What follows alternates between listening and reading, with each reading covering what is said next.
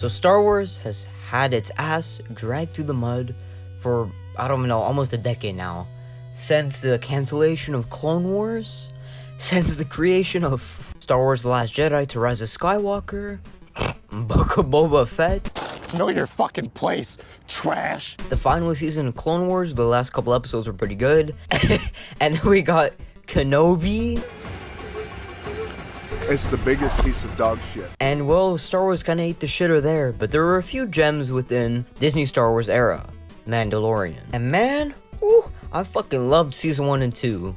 And casting Giancarlo Esposito as the first main villain for season 1 was genius. I'll forever be hard thinking about that because he's a great actor. I quickly want to talk about why I fell in love with this series. The story of Mandalorian is where it really got me back into Star Wars. The story of a dying race, the Mandalorian, trying to survive doing bounty hunts. And his personality, rather him being a wild card and playing solo all the time, was then challenged when he found a bounty hunt mission where he found Baby Yoda or Grogu, and was then tasked to bring him back to his people. So throughout season 1, they go on all sorts of wacky journeys and adventures, and him learning to cooperate with Grogu and becoming sort of like a mentor slash father figure for Grogu. Then season 2 continues the story of the mission.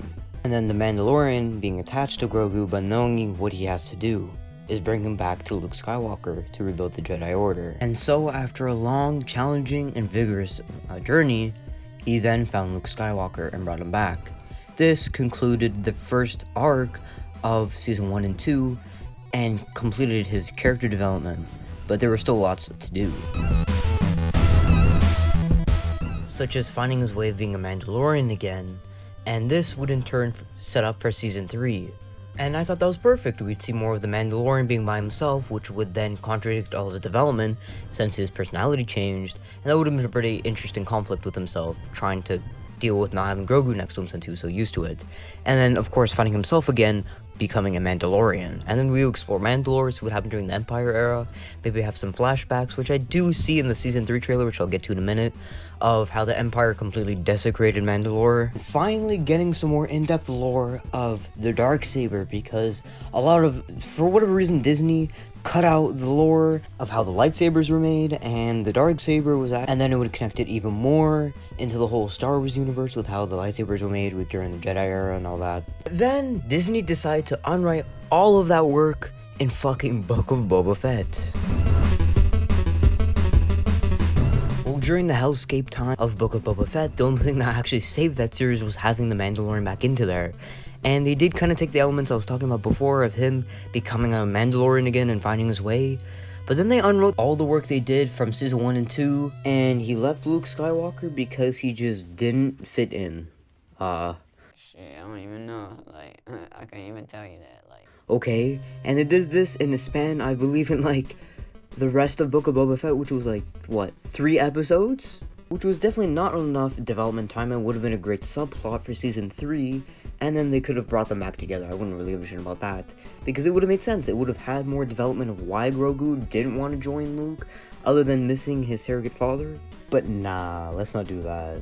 Which then brings me to my main argument and worry.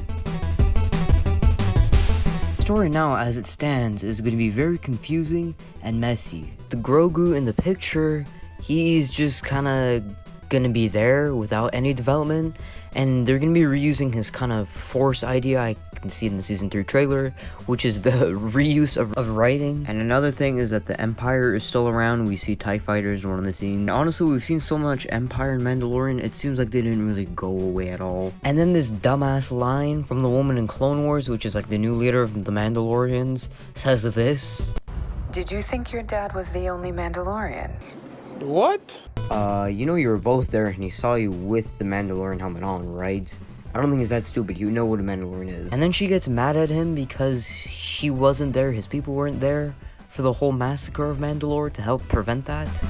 Your cult fractured our people. Where were you then? What the fuck does that even mean? Well, first of all, it was actually Darth Maul's influence of your people that fractured them with his rogue group of Mandalorians.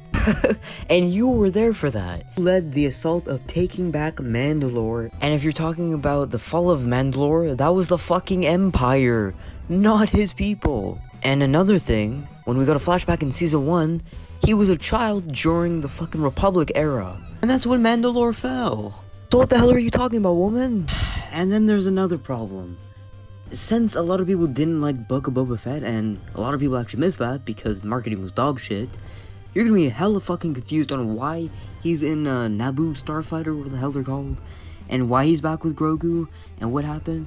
See, I'm gonna give Disney the benefit of the doubt. They're probably gonna have like a summary or some shit like that. So yeah, the first conflict of him and the Mandalorian people, not very strong. Another thing, I believe we're gonna be getting a First Order hint, or like the first remnants of them. Danger's happening out there, and by the time it becomes big enough for you to act, it'll be too late. At least I think. I don't know, this season 3 doesn't look very stable and kind of bloated.